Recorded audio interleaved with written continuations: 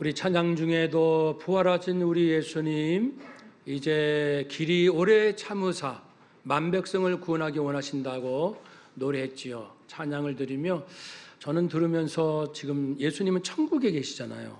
천국에 계시면서 다시 오실 날을 기다리고 계시며 기도로서 중보기도 하시며 우리 가족 중에 아직 믿지 않은 우리 남편, 아내, 부모, 자녀, 친척들이 있다면 우리 예수님이 얼마나 인내하시며 애타하시며 기도하실까 찬양을 하나님께 올려드리면서 그 생각을 하게 되었습니다. 오늘 본문에 등장하는 바울도 그런 애타는 예수님의 마음을 품고 이제 평생을 살게 되었죠. 사랑하는 여러분, 우리가 이제 다음 주일이면 우리 사도행전 이제 퀴즈 대회가 있습니다. 딱 한 주 남았는데 시간이 별로 없습니다. 그래서 다른 것 바쁘신 것 잠시 뒤로 하시고 은혜 받기 위해서 사도행전 문제 푸시면서 함께 공부하기 원하고요.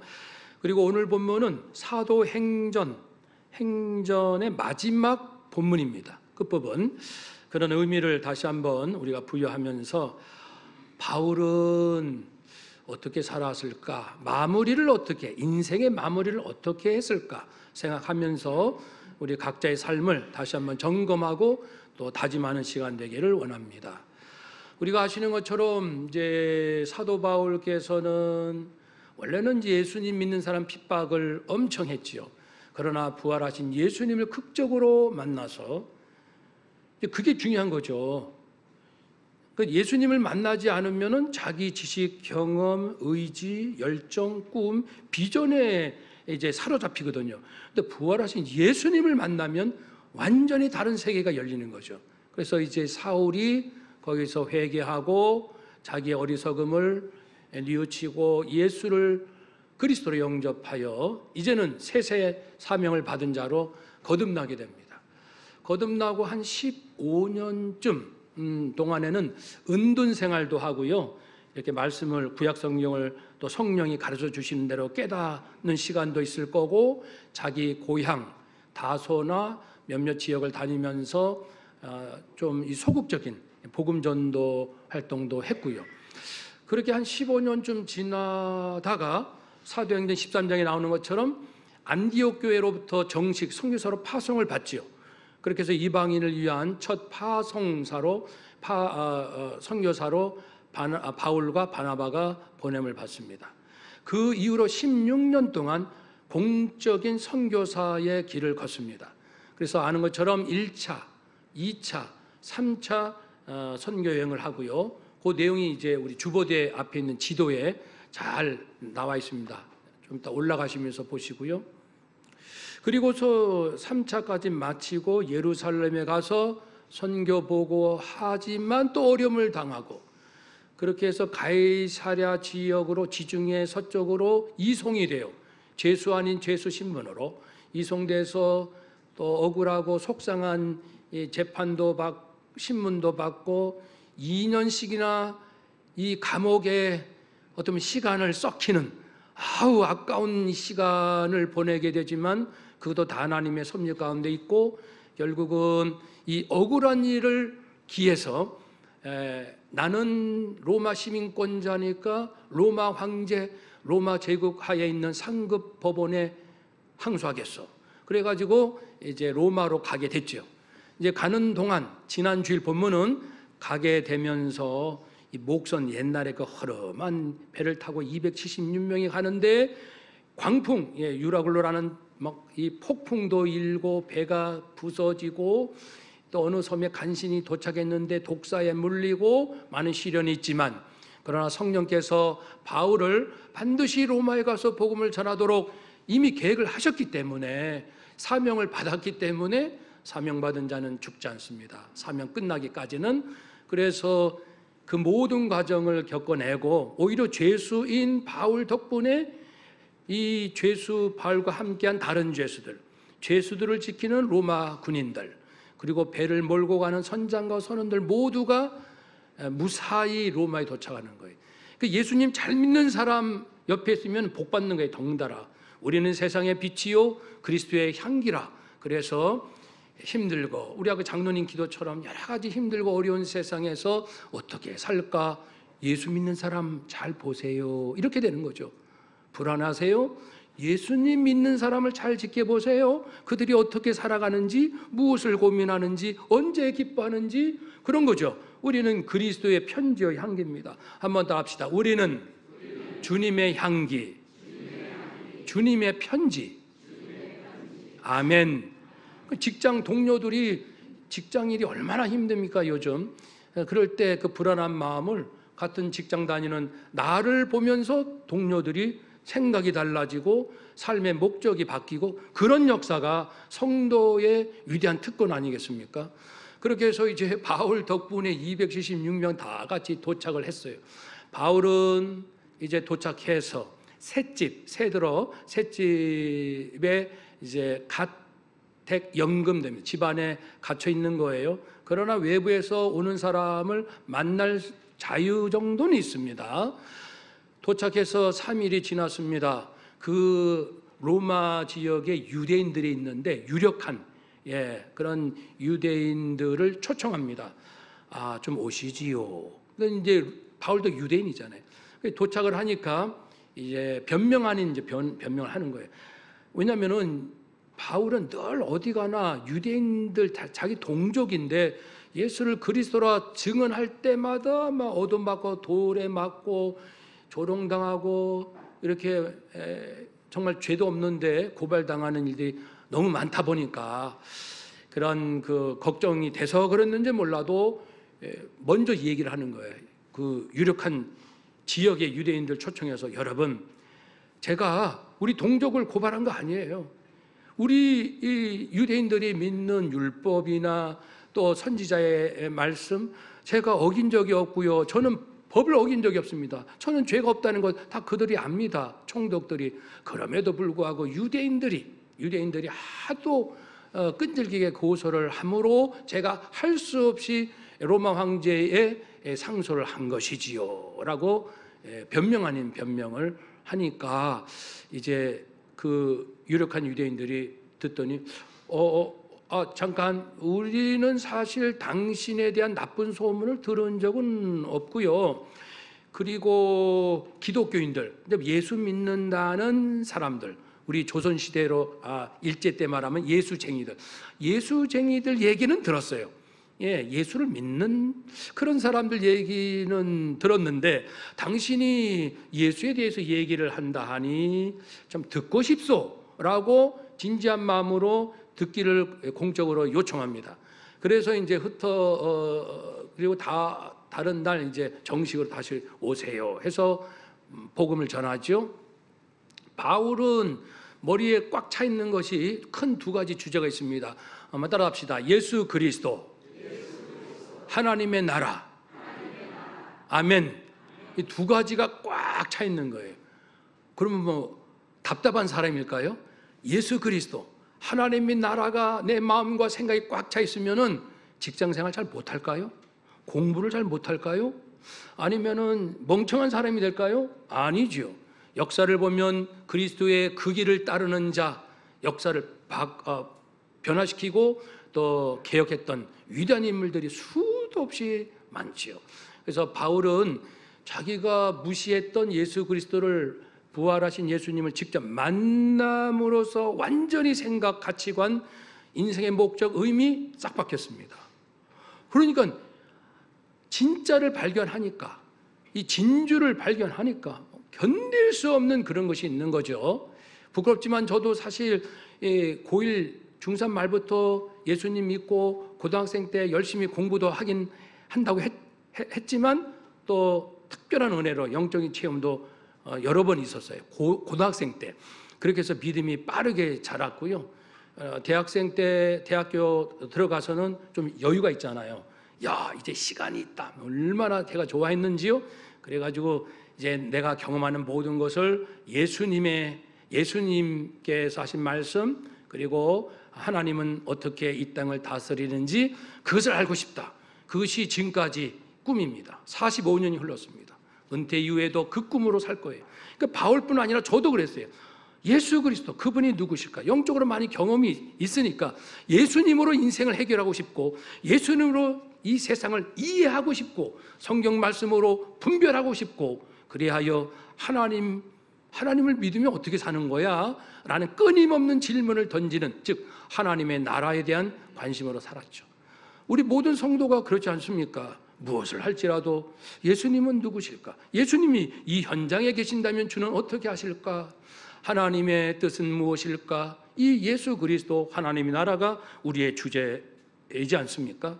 그렇게 해서 바울이 잘 전했어요. 잘 그 구약을 인용하면서 모세율법과 선지자의 말을 인용해서 아주 구체적으로 풀었다고 했습니다. 반응은 어땠을까요? 두 가지 반응. 한쪽은 믿고 한쪽은 안 믿고. 믿는 사람들은 원어로 하면 설득당하여 믿게 되었다는 것이고 안 믿는 사람은 미완료로 고집힘이 안 믿는다는 게 계속해서 아이 못 믿겠어. 아 이게 무슨 말이나 돼? 뭐 이런 식으로 했던 거죠. 그러니까 두 그룹이 이제 분란이 일어난 거예요. 예수 그리스도 메시아 맞네. 무슨 엉뚱한 소리 막 이렇게 해가지고 그 모임이 이제 흩어지게 됩니다. 그때 잠깐 떠나기 전에 내 말 좀 들으시오. 이사야 6장 9절 10절 말씀을 인용하면서 예수님도 인용하셨고 사도 요한도 인용했던 그 말씀, 즉 유대인들에게 하나님께서 예수 복음을 전하건만 유대인들은 듣지도 않고 들어도 듣지 못하고 보아도 보지 못하고 완악하고 강팍한 심령이라는 것을 경고할 때 하셨던 꼭 인용했던 그 말씀이 이사야 6장 9절 10절 말씀이지요. 그래서 이 백성에게 가서 말하기를 너희가 듣기는 들어도 도무지 깨닫지 못하며 보기는 보아도 도무지 알지 못하는도다. 이 백성의 마음이 우둔하여져서 그 귀로는 둔하게 듣고 그 눈은 감았으니. 그러니까 얼마나 속상할 거예요. 아까 우리 찬양대 찬양화처럼 부활하신 예수님 끝까지 참고 인내하시며 어찌할꼬 이 세상에 하나님을 말씀을 그리스도의 구원의 은혜를 거부하는 자 눈을 들어 하늘 보니 탄식하며 찬양을 했는데 우리 예수님의 마음이 탄식의 마음, 바울의 마음이 그런 마음입니다. 우리 성도는 그런 마음으로 사는 거예요. 그 이제 인간적으로 친하고 재밌고 놀고 다 좋아요. 그런데 그건 그거고 우리 남편이 믿지 않고 있다면 우리 가족이 우리 아들 딸이 정말 인격적으로 하나님을 예수님을 사랑하고 있지 않다면 이 마음이 애가 타는 거예요. 찢어지는 거죠. 그것이 우리들의 마음, 바울의 마음입니다. 그래서 이사야 6장 말씀을 인용하면서 제발 당신들이 너무너무 이렇게 완악하니 복음이 이제는 유대인에게서 이방인에게로 옮깁니다 라고 말하며 이사야의 말씀은 반드시 성취되는군요 라는 의미로 이 말씀을 전합니다. 그렇지만 이 부분에는 없지만 로마서에 가면은 한 가지 더 붙일 말씀이 있는데 그것은 지금은 유대인들이 예수님을 부정하지만 믿는 자도 물론 있죠. 그래서 초대교회가 시작되죠. 믿는 자가 안 믿고 있지만 장차 주님이 재림하실 때가 가까워지면은 그렇게 완악했던 유대인들이 이상하게 이제 예수를 그리스도를 영접해서 기독교로 개종하는 일이 있을 거라고 말씀하고 있습니다. 그러니까 우리가 뉴스를 듣다가 이제 보통 일반 뉴스에서는 그 종교는 잘 안 다루잖아요. 근데 아무튼 기독교 뉴스가 됐든 일반 뉴스가 됐든 어느 날 이상하게 이스라엘 사람 유대인들이 기독교로 상당히 개종하고 있다. 보통 상식적으로 이해할 수 없는 기대할 수 없는 일들이 일어난다면 이게 세상이 심상치 않구나 라고 우리는 생각해야 돼요. 이게 우리가 세상 징조하는 방법 15개 중에 한 가지입니다. 그런 뉴스가 나타나면 정말 주님 오실 때가 가까워진 거거든요. 아직은 뭐 아닌 것 같고 먼 얘기 같지만 그러나 예전에 비해서는 그 유대인들이 기독교를 개종하는 속도가 예전에 비해서 굉장히 빠릅니다. 지금 가파르게 개종하고 있어요. 세상 뉴스에는 안 나오죠. 우리 선교단체는 다 아는 거죠. 그러니까 우리는 깨어 있어서 그 시대를 분별하고요. 아무튼 이제 바울은 유대인들에게 그렇게 경고를 하고 돌려보내고 2년 동안 이제 로마 셋집에 머물게 됩니다. 그런데 이제 또 다른 데를 종합해 보면은 2년 동안 가택연금 있다가 잠시 풀어납니다. 석방돼요.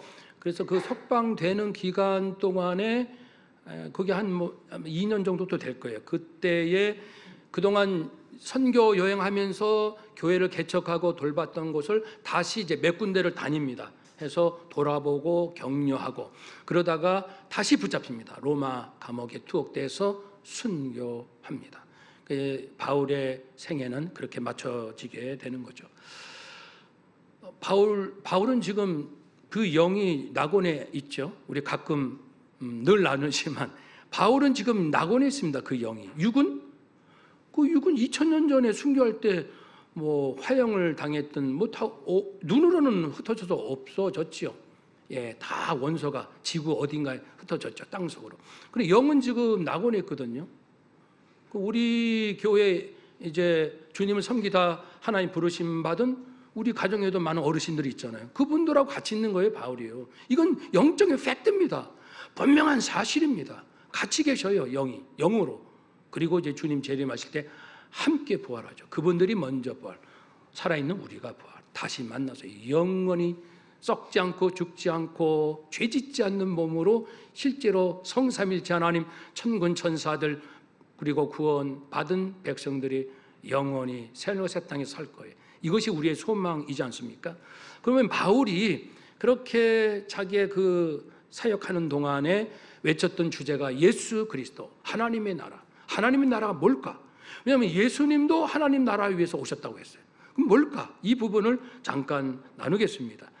하나님의 나라란 하나님의 통치를 받아서 사는 삶. 그렇다는 것은 하나님의 통치를 받지 않는 자가 있다는 얘기예요. 그것은 마귀의 통치를 받아요. 마귀는 하나님을 대적해요. 하나님을 부정해요. 그리고 믿는 자를 미혹해서 넘어뜨려요. 죄짓게 이끌어요. 이게 마귀 통치. 그러나 하나님의 통치는 마귀가 아닌 거룩한 하나님의 진선미의의 삶을 살도록 우리의 영, 마음, 생각, 느낌, 의지, 말, 행동을 계속해서 성령을 통해서 지금도 우리를 어루만져 주시고 다스리고 계신다. 이 다스림 가운데 살면 나는 지금 하나님 나라에서 살고 있어요 라고 말을 하는 거죠. 그래서 우리 성도들은 하나님 나라, 하나님의 다스림 가운데 살고 있는 줄로 믿습니다. 이 나만 살 것이 아니라 이웃에게 전하는 것이 우리의 사명이고요. 이 하나님의 나라는 원래 창세전 만물이 지어지기 전부터 하나님 마음속에 담겨 있었죠.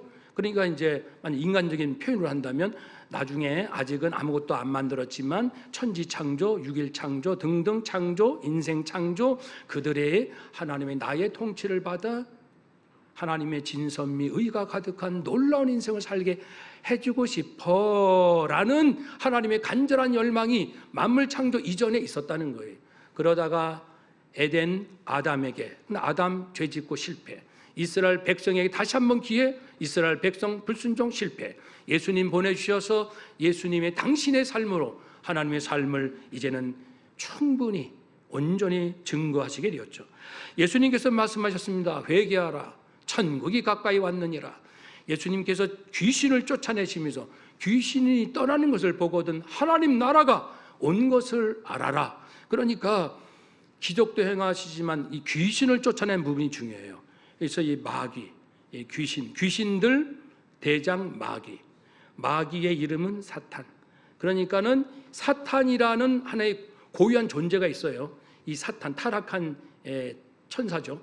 이 사탄이 하는 짓거리가 마귀 짓이라는 거예요. 마귀는 처음부터 거짓말 그리고 하나님을 대적하는 일들, 그 일을 하는 자를 마귀라고 하는데 사탄이란 요놈이 마귀 짓을 한다. 예수 그리스도, 예수님이란 분이 메시아 그리스도로 오셨다. 그것은 이 마귀 짓을 하는 사탄의 권세를 깨뜨리기 위하여 예수님이 오신 거죠. 그래서 예수 그리스도, 마귀 사탄 이렇게 우리 이해할 수가 있습니다. 예수님이 오셔서 마귀 사탄을 깨뜨리려고 오셨습니다. 그것은 다른 표현을 하면은 우리를 해방시켜 구원 얻고 이제 하나님의 자녀로 살도록 하신다는 뜻이지요. 그러면은 그 하나님의 통치, 그런데 예수님께서 가장 강조했던 두 가지는 회개하라, 믿어라. 한번 따라합시다. 회개하라, 믿어라. 회개하고 믿음으로 구원받아서 사탄의 지배 아래에서 벗어나야 한다. 회개하라, 믿어라. 회개하라, 믿어라. 그 말씀을 공생에 내내 하시는 거예요. 회개할 수 있도록 어떻게 하면 회개할까 하도록 돕고, 어떻게 하면 믿음을 가질 수 있도록 도와줄까? 예수님은 온통 사람들에게, 왜냐하면은 하나님 영적인 세계 어떻게 눈으로 보입니까? 어떻게 이 인간의 지식으로 그 세계를 압니까? 믿음을 통해서만 알거든요. 회개하라, 믿어라. 그러면서 믿음을 계속 공급해 주시고, 이제 하나님의 통치를 받는 자가 되면 어떻게 살게 되는 걸까?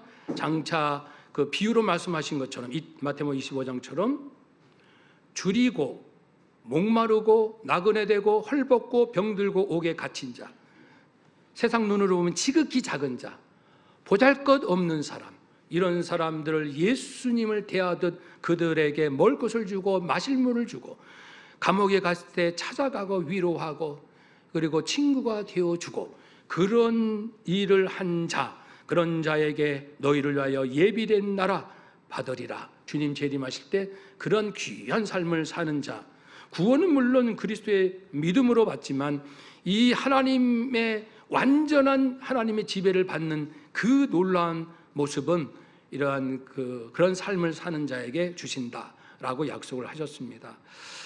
이렇게 예수님은 하나님 나라를 전하셨고 그것이 이루어지기 위하여 십자가에 죽으셨고 부활하셨습니다. 그러면 바울은 무엇을 했을까요?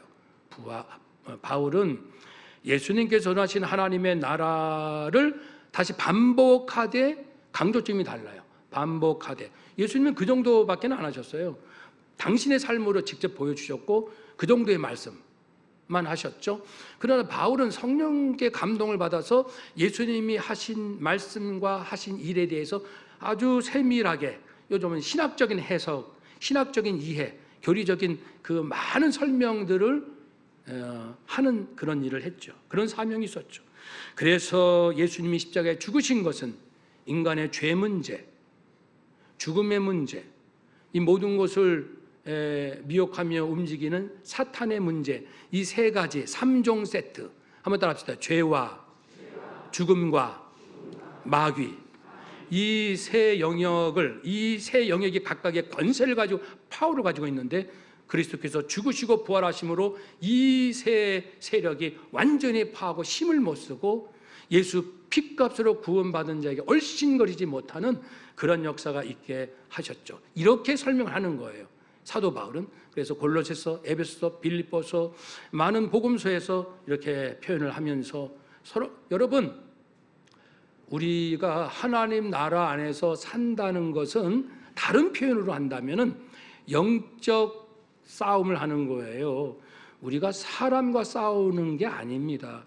영적으로 이 마귀 사탄 이 녀석이 사람들을 이렇게 미혹하고 넘어뜨리려는 그것을 우리는 빨리 깨닫고, 영적으로 깨닫고, 그래서 에베소 6장 11절에 있는 것처럼 통치자, 권세들, 이 어둠의 세상 주관자들, 하늘에 있는 악한 영, 이게 전부 귀신들을 의미하는 용어거든요.